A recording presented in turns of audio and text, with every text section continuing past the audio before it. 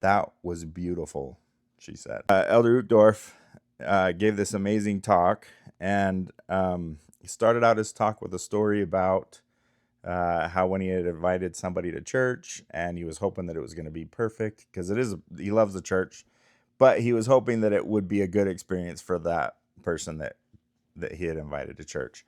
After going to church and feeling like, oh my gosh, there were so many things that went wrong, and he was concerned about how his guest was going to feel about the church. He said, all morning I worried about what our friend must think of this church we had taken her to. Afterward, as we drove home, I turned to talk to our friend. I wanted to explain that this was just one small branch, and it didn't really represent the church as a whole. But before I could say a word, she spoke up. That was beautiful, she said. I was speechless.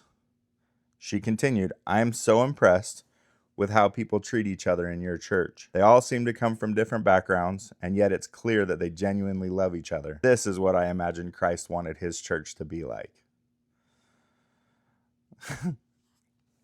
I'm emotional thinking of this because I've gone to this church for my whole life.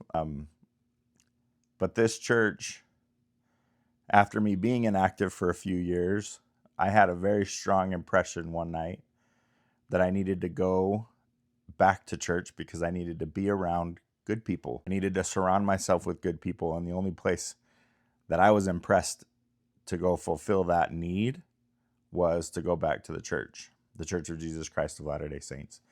And it's because it's full of good people. The people are not perfect. Like, there are plenty of mistakes to be found everywhere. Every week, whenever you go to church, you're going to see imperfect people doing their best to be Christ-like. You know, we're the sick and we're the afflicted and we're the ones that need Christ. And so we go to church every Sunday, and we are taught by people that are just normal people like us, like you and me. Well, Elder Uchtdorf, like he said, he was speechless.